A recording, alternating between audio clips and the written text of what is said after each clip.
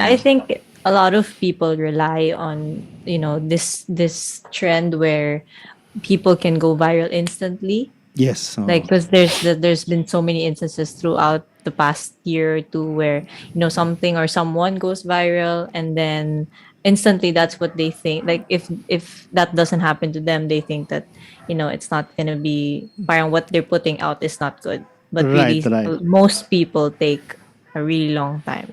Yes, and Yeah. I think having a viral video is not a good goal Yeah. for you in doing this Right. the digital marketing. No, like me personally, I just want to contribute, share my knowledge, document my knowledge, hoping to Yeah, that's good. tap audience and audience learn from those information. This episode is brought to you by the Accounting Starter digital course for small businesses. It's a 7-module self-paced course that teaches you the basics of accounting. And it comes with a free access to our accounting and payroll software. You can check it out at accountingcourseph.com. Hey everyone, welcome to the new episode of our podcast. Today we're going to be talking about the 5 stages of digital marketing. So let's get started.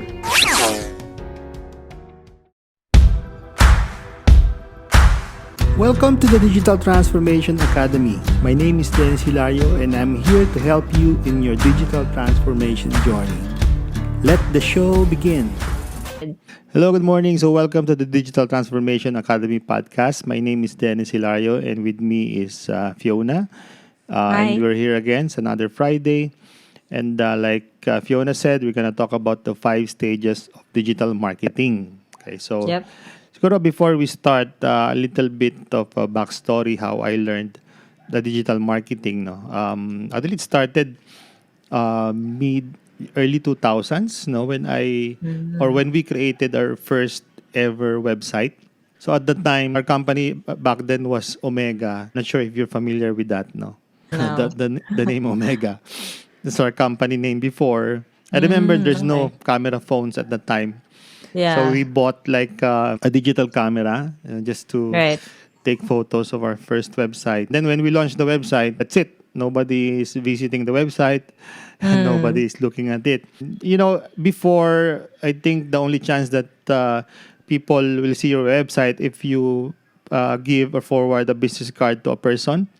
And in Mm. that The business old card, school way. yeah, and that business card has a website on it, like a Yeah. website link on it. But right now, with this the technology and the digital marketing tools that we have right now, you can easily make your website visible. No? Yun. Yeah. So, yung, again, those were my early learnings in digital marketing. But in Mm. 2009, kasi on top of the software business, we also have, as you know, window blinds and Yeah. home interior product business. So I remember it was like the Bagyo. I think it's Ondoy. I don't know if you recall that, no? Back in Yeah, I 2009 or do. 2008. When we launched our first website for that blinds business, no, and then I incorporated some SEO or search engine optimization. Later on, we can discuss, no, and then Google Ads. At that time, Google Ads are really cheap, no, Yeah. unlike now that there's a lot of bidders already. So from that moment on, we grew our business. More than 100% year on year because of that initiative. No, so that's where I learned the basics of digital marketing, Mm. and then after that, I learned some advanced techniques and whatnot. Ngayon, the reason why I'd like to discuss this topic is to help the small businesses in how to set up or launch their first website and start their digital marketing so that they can make their company, they can launch their small business Yeah. online and then Mm. be visible. Kasi being visible, your audience being aware of your company or your business is another thing, di ba? When you say 5 stages of digital marketing, yun yung parang I have structured na framework for a small business or an entrepreneur or a Yeah. startup. parang guide nila in terms of starting a business. But before that, do you have any questions so far? Ooh. My question is, what has been your biggest struggle or Mm-hmm. most recent struggle with digital marketing or being visible in that sense? Kasi when you're starting like digital marketer, no, it's really a trial and error approach. Yeah. So I think the first step there is to know who is your target audience, what are their Okay. behaviors, what are their pains. No, so from doing that, there's an approach what you call A/B testing to Mm. test your advertisements and your content if it's going to have traction or if people are going to engage Yeah. with those ano no especially now that the organic visibility of someone's profile is not that high compared to 5 years back or 10 years back, no? Like in Facebook before, if you post something valuable, people can find it organically. Gonna be seen. Yeah, Yeah. but Because now it's it's new. different. It's a different story, it's But would very you say that the pandemic helped in some way for digital marketing in businesses? probably Because everything's online now. yeah, probably it's more of people got more aware of Okay. launching their business online. Yeah. And so naglabasan yung mga new tools, mga new Right. websites that can help people to enhance their digital marketing Yeah. skills, no. But Okay. again, before jumping into posting, content marketing, and whatnot, I think the very first thing that you need or a person or a business person needs to establish, which is the stage one of digital marketing, is the website. Yeah. Okay. Especially now, there's a lot of self-service tools to develop and launch a website. And kagandahan ngayon is that Mm. you don't need to be technically skilled for you to launch your own Oh, website. yeah. And there's a lot of tutorials in YouTube or in the internet where you can find the instructions step by step on how to create a website. No? So ngayon, the question is, why is it important? Meron namang social media. I can create a page in Mm. Facebook, di ba? I Yeah. think I have iterated this before that those pages or social media channels are not uh, an asset that you own. You don't own Mm. that. I think like Facebook owns you. Kasi Yeah. like recently, nag-down yung Facebook for I think a little over 12 hours. Yeah. I was And freaking out when you that can't do happened. anything about it because you have no control. Right. And anyone or anytime, I mean, the government can shut down Facebook. Okay, so That's if you have true. your own website, then you can be more strategic in terms of an effective digital marketing strategy kasi you own the website, di ba? Mm. And then you can also lay out the website according to your business goal. Right. Again, unlike social media channels wherein the layout is pretty much fixed Yeah. to what they offer. No. Also, a website can also give your potential audience or customer the relief and confidence that your business is legitimate. No, hindi siya fly by night company, and you can always like share your website across different social media channels, di ba? Mm. Yon. So then siguro just a quick tip lang yung mga free online tools that you can use. Like personally I use WordPress. Yeah. There's what you call Wix, no? GoDaddy, DreamHost, Squarespace. Those things are easy to use platforms where you can launch your kasi may mga templates na rin doon eh. Yeah. I Yeah. think in just an hour or two you can launch your own website, ano. So it's easy Yeah. to launch. So that's I have a the question. sige, go ahead. So, it looks like that when you build a website, there's a lot of freedom to that, which is Yes. really good. But then would you say it's much more difficult to get people onto your website? And what would be ways for people to see that, it's still worth getting on one's website than a social media page instead? When it comes to difficulty, I think it's the same thing. If, di ba, normally if you create an Instagram account, Mm. Okay. nobody, or it's very difficult to be visible organically to your target audience without making some efforts.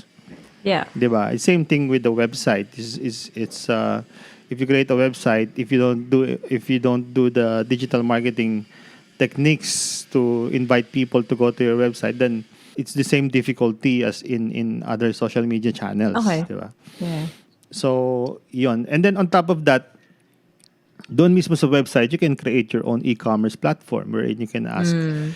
you can create a product page wherein people can add to cart and check out. Right. No, like in my digital courses, I automated it by putting a checkout page, link to PayPal or to a bank transfer. So automatic na rin yung Yeah. the payment. Ano. Facebook has e-commerce feature, I think, then. But again, that's an asset that you really don't own. No? So that's the Right. first Right. stage. I strongly advise to have your own website. There's a lot of benefits on top of that. You can also, invite people to subscribe to your email. So you can collect the email addresses of your audience. At the same time, yun nga, you can share the website to your social media channels. Yun. Okay. Yun. So after the launching your website, now you can go ahead and do the stage two, which what you call search engine optimization or SEO. Mm. Okay. So ano ba yung SEO? SEO is like promoting your website organically to Yeah. rank dun sa mga search engines like Google para mag-rank ka as first page, no? Depending on your target keyword. So for example, yung may example kanina, window blinds, no? Window blinds business. If you type window blinds, then if you have implemented proper SEO technique, then your website can be on the first page of Google when you type window blinds, no? Yeah. Okay. So at first, I don't recommend to really invest a lot of time in SEO right away if you want immediate result. Pero at least the basics, no? Ano ba yung basic? Ang basic lang naman yan is you have to put proper, again, you have to be mindful of the keyword that your business offers, like window blinds, or in my business, accounting software, or accounting course, di ba? So, accounting course in the Philippines, or something like Mm. that. If you're selling shoes, say for example, sneakers in the Philippines, may tinatawag na long tail keyword para kasi yung mga generic keywords, ano na yan widely used na yan, mahirap nang makipag-compete, no? But if you have a unique offering or a certain niche, like for example, sneakers for children. It has to be specific. Yeah, it has to be specific and what you call technically as a long tail keyword. Ano. So the Long basic tail. Okay. thing to be organically ranking at the first page or second page of Google is to put proper titles in your web pages Yeah. and keywords and blog posts, etc. Medyo broad yung SEO, no? Pero again, at first, in your stage 2, at least the basic. Okay? Mm. What do If, you have to sige. what do you have to have established before you invest in SEO? Again, depending on your goal. If your goal is you want immediate conversions or sales, no, I would recommend to jump in stage 3 already. But if Which you is are stage 3, which I will discuss later, no.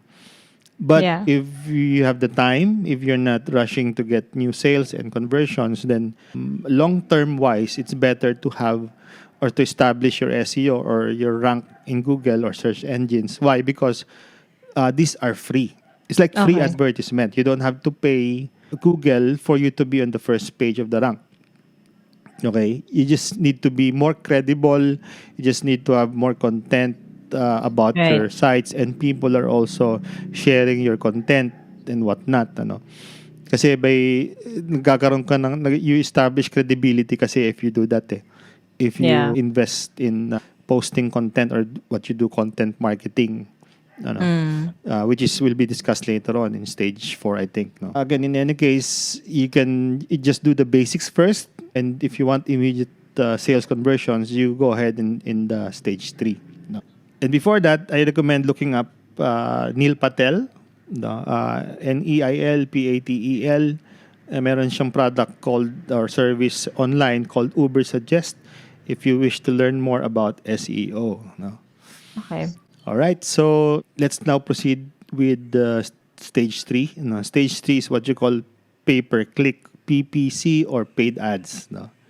I think that's the fastest way of getting visibility and acquiring customers or acquiring sales. No? Basically, paid ads is like, it's no different with the traditional marketing sa television or sa TV programs, di ba? Na you pay the program, you pay ABS-CBN, for example, to be visible in your commercials Yeah. in the programs, no, on the TV programs. No? So, online ads involve registering your business with the platforms like Google, YouTube, or Facebook.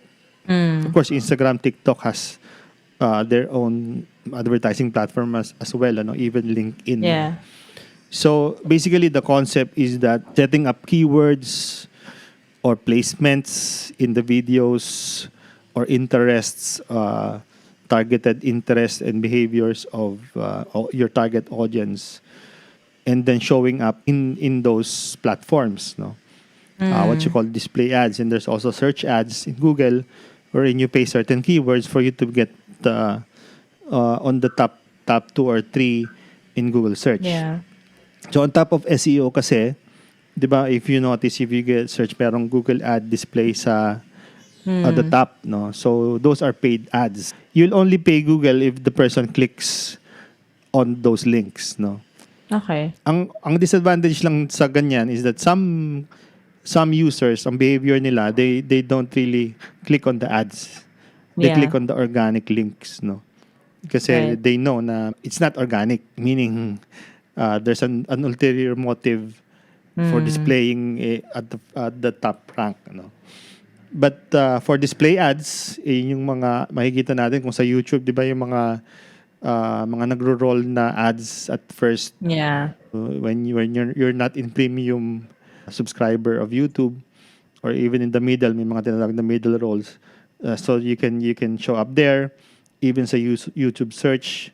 Say if I search again window blinds, there's a video that with a good thumbnail nalalabas Yeah. dong display ad na yon. PPC or like paid ads is the best strategy to convert sales right away.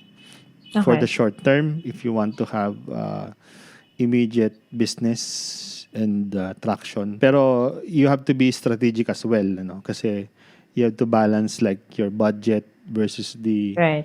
actual sales. Kasi baka naman post ng ads, wala namang bumibili. Or your cost is higher than the sales that you Coming get. in, yeah. Yeah. Yeah. So again, there's a lot of techniques in PPC. This is not the proper time right now to discuss those. Again, you can also check out instructional videos in YouTube and how to do Facebook ad, Google ads, and whatnot. Ano. Yun. Pero singit ko na rin, right now, I'm in the pre-sale stage of my simplified digital marketing course. I'll link it up in the description box. No? If you want to learn more in detail, these stages, no, with instructional videos on how to create websites, how to Nice. do basic SEO, how to post Facebook ads, and everything that is discussed in these 5 stages. No, so try to check it out. Have questions about ads or PPC? I think my question is mostly yeah, like besides from keywords, like the different techniques, tips and tricks on how to maximize a paid ad. But yeah, I'll check out the sources that you mentioned for that. Yeah. Marami kasing ways, like you can target people based on interest, based on behaviors, Yeah. based on lookalikes na tinatawag. You can actually upload, if you have an email list, for example, of your targeted audience, you can upload it so that Facebook or Google can target those people specifically. Okay. Again, yung sinasabi ko nga, yung mga lookalike audiences. Sinabing lookalike kasi if you, Fiona, Mm. you're interested in makeup and you buy Yeah. makeup, 'di ba? Then your look-alike, I mean, Facebook knows people who also are interested in makeup and also buy makeup online. So they are targeted Yeah. as well if you target look-alike audiences, no? Yeah, And another instance yeah. is that whenever I'd shop, like let's say in Shopee, Yeah. and I have certain items in my cart or I order certain things, the moment I click on Facebook, there would be ads popping up Yeah. similar to what I bought or checked out. Right. So yeah. That's called remarketing, no? Mm, Yung remarketing kasi is that there's what you call pixel. yeah. Medyo technical na to. Let's discuss very quickly. Like you can embed it in your website, the Facebook Mm, pixel. So every time a user, I mean, Facebook knows that the user has visited your website. yeah. 'Di ba? So that Okay. they can always retarget you in your page na every time you open a Mm, Facebook or TikTok whatever, so lalabas yeah. siya, no. So yun, may mga techniques yan, and again, in my digital course about digital marketing, it will be discussed in Oh, detail, no. great. Actually, I am a little bit bothered, kasi sometimes I didn't visit any website. We just, I mean, kunyari meron akong kausap, I talk about dogs, no. Yeah.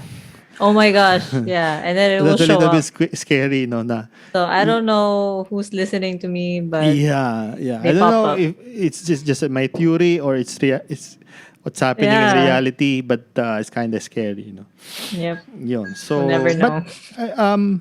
I don't know if you know that the Apple or iOS, I think 13 or 14, already give you options na to turn off the tracking. I didn't Yeah, know if you're that. using iPhone, you can set it in your settings to disable the tracking from ano. That's why Yeah. yung digital marketers was kind of bothered couple of months ago when Apple announces that they'll be introducing that feature because Because they are tracking it. yeah, because the remarketing won't be effective if that will be the Yeah, case, no? yeah, yeah. So that's the PPC or paid ads. Then let's proceed with stage 4, which is what you call content marketing. Mm. Yung content marketing, I believe this is a longer term approach, no, in establishing your brand and your edge over competitors, no. Right. Siguro let's step back a little. Ano ba yung brand? Kasi if you search for sneakers, di ba? May lumabas doon na Nike. May lumabas doon na Mm. Dennis sneakers. Ano, syempre, you will be clicking Nike because Yeah. it's branded, ano. Showing your expertise in your field or in your market is the type uh, of marketing. So for you to be the leader of your niche, no.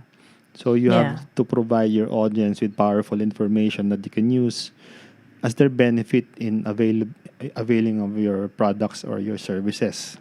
Mm. Yun yung one technique of establishing your brand through content marketing. So on top Yeah. of SEO efforts, paid ads, no, ito yung mas longer term. Okay? Right. And some people kasi when they start the content marketing, they want to target everyone, ano. So Mm. I think the key here is that you just need to establish your first 100 audience and then scale Yeah. it up slowly or gradually, no. I getting your 10 loyal. I think having 10 loyal followers compared to 10,000 followers, 10 loyal audience is more valuable Valuable. than Yeah, that, because ano. from there they get to, when they're really familiar with your business, it's not just them, but their circle that can be influenced by that. Right. And then And more then can come in from that. ang sabi nga nila, ang good benchmark is about 1,000. 1,000 loyal Mm. followers is a good number for you Yeah. to be credible, ano. And you get value out of it, and vice Right. versa, no. So you post original content about your subject, you provide tips and Mm. how-tos, you post stories, announcement, sales offers. And yung iba kasi, I think you asked me this yesterday na what if there's no engagement, no? Yeah. Yung kasi vanity lang eh. For me, I just want to document my knowledge. I just want to, show up and provide my content, regardless if there will be likers or commenters or sharers. I don't care. It might Yeah. be not now, but I'm sure in the future. And some people, they don't really engage, but they consume, di ba? You don't know Yeah. that eh. So, Right. Right. kasi if that your target is vanity, that's a different story. Right. Mm. Ang key dito is also para magkaroon ka ng audience is that make tinatawag nilang killer headlines, mga Mm. hooks, yung mga first 3 seconds of your video should be a hook or a question so that Yeah. they'll start watching you. And then consistency is also the key. You have to be consistent. If you decide to be daily, do it daily. If you decide to be weekly, do it weekly. If you decide to be monthly, then do it monthly. Otherwise, Yeah. if your schedule of posting is erratic or not consistent, There's no then momentum. yeah, there's Yeah. the loyalty will be affected, yan. Right. Anong bang mga tools natin diyan? Marami naman actually sa blogging, may medium.com, Tumblr, medyo luma na 'yon, pero YouTube of course is a good platform Yeah. for vlogs, pero in any case all social media platforms naman have their own native video capabilities, di ba? What's your Especially favorite platform and right why? now, my favorite is TikTok because Really? the Okay. organic reach is higher, Mm. no? Unlike Facebook, pag nag-post ka halos yung organic reach is hindi ganon, ano? It's quick too. You get to make quick Right. content. Oo. So, mas siya, mas madali kang ma-discover kasi bago pa lang. I think they just passed a 1 billion user yesterday or today. Wow. I just saw that. So, what else sa content marketing? Of course, social media. Maraming options. If we drill down to your question, what's my favorite? It depends kasi dun sa purpose or the mission of the social media, di ba? Like, iba-iba kasi ang purpose. Ang Facebook is more of building community. Instagram is more of capturing the moments. TikTok is Yeah, more of true. creativity and giving joy. LinkedIn naman is more for professionals and productivity. So, it Yeah. depends. Your content should also be specific to the purpose of the social media, no? Then, meron ding email marketing. Yung sinasabi ko nga, ang kagandahan sa email marketing is that your dream audience or your dream customers, you have them in your list already and you can always connect with them through email.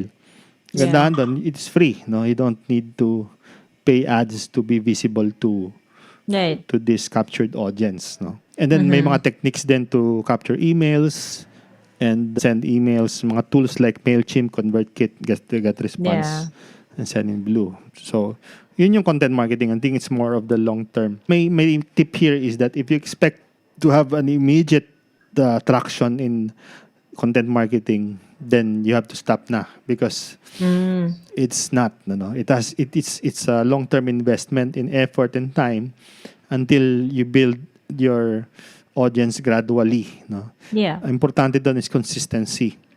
You have to be systematic in drafting your content and posting them. Like in our case, di ba?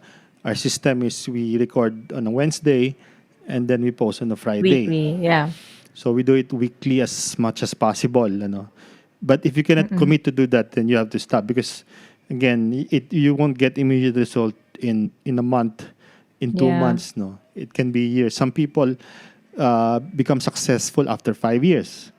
Some Yeah. people after 7 years. Some naman, of course, meron ding mga short term lang pero yung iba naging viral at the moment pero Yeah. after a month or two, gradually they crash down. Yeah, I think a lot of people rely on, this trend where people can go viral instantly. Yes. Like, because there's been so many instances throughout the past year or two where something or someone goes viral and then instantly that's what they think. Like, if that doesn't happen to them, they think that it's not gonna be, parang what they're putting out is not good, but Right, really right. most people take a really long time. Yes, Yeah. and I think it's not a good reason for you to, having a viral video is not a good goal Yeah. for you in doing this Right. the digital marketing, no? Like me, personally, I just want to contribute, share my knowledge, document my knowledge, hoping to, Yeah, that's good. tap audience and audience learn from those information. Kung wala, di okay, at least I have provided my knowledge, no? That will Yeah. be my legacy. Okay, let's proceed with the last stage, stage 5. Last stage. Yeah, actually, the last stage is more of optimization, what you call Mm. digital marketing analytics. Maraming tools like Google Analytics. Google Ads has their own Yeah. analytics. Facebook Ads. It's more of uh, performance management. How are you performing? Are you Mm. dropping views? Are you increasing sales? So more of optimizing what you can do to be more cost efficient, Yeah. magkaroon ka ng target in terms of metrics, yung tinatawag nating KPIs and Right. whatnot. So, yun na yun. Kasi na-establish mo na yung system mo of digital marketing, then you have to optimize using the Mm-mm. analytics. No? So, there you go. That's the 5 stages of digital marketing. Based on my experience and my framework. Do you have any questions? Okay, so my question is, among all these 5 stages, is there one of them or some of them that can stand alone? Uh, the answer is yes. No, like for example, paid ads is can stand alone. No, Yeah. kahit wala kang website, actually pwede kang magkaroon ng traction. Pero Mm. you'll just parang meron limitation. Okay. Yeah, that's true. Kasi maraming potential sanang mas makukuha ka if you have your own website. There's more potential if you have brand visibility or may brand awareness, no. Like in my case, when people see our ads, no, what they do is like visit my profile and Mm. check my content, Right. Then doon na establish yung credibility. Some people, yeah, Yeah. I love your videos. They have those comments, and I might not be buying now, pero when I have the budget and I have a strong need, then since I have the first call advantage, no, Yeah. something like that. So the answer is yes, pero may limitation. Yeah.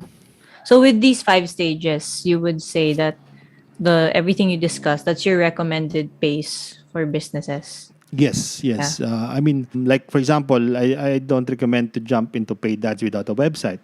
Okay. I don't Okay. recommend to have digital marketing analytics in the first place. You don't have data to analyze. No, I don't Right. recommend Right. to do content marketing because saan ka kukuha ng budget for that kung wala ka namang Yeah. sales. I mean, content marketing Mm. pala. Diba? So, yeah. Okay. So, it was structured in step-by-step stages, no? Para as a guide for small business owners how to launch your business online. Especially Yeah. now. Actually, nag-start yan last year by the start of pandemic. Talaga nagkaroon ng Mm. maraming need for launching their business online. That's great. I think yung mga sinabi ko is not limited to that. There's a lot of tools right now. Ang isang challenge kasi is, yes, I'm a small business owner, but I'm not creative. I don't have any, eyes in photography or video editing and whatnot. And then there's a lot of tools naman that they can use. Mm. Or even an online platform where they can ask people to do it for them. Like Fiverr, Right. di ba? So, maraming ways eh. And again, in my digital marketing course, which will be launched on November 10, all of those will be discussed in detail. So, what are the options Mm. if you don't have a copywriting abilities, di ba? May Yeah. mga AI tools now on how to help you in copywriting. Like That's good. Jarvis.ai, may copy.ai. So those things are very valuable and usable, if you don't know, of course, everything. And even if you don't have a technical knowledge, like I said, right now, you can launch your own website. Mm. But yeah, those are really, really great and practical tips with how to start your digital marketing journey with your business. So thank you so much for sharing all of that. It was really, really helpful. If it's your first time watching or consuming our podcast, don't forget to subscribe wherever platform you're consuming this from. And we hope to see you stay tuned for the next episodes that we're gonna have for the next few weeks. And yeah, do you have anything else to add? That's about it. And again, check out the description box for some links in our Right. digital marketing and accounting course. And we also have a free accounting software and payroll software. You try to check it out. That's about it. Thank you so much for listening and watching DX Your Live in Thank you, Business. guys. Have a great day.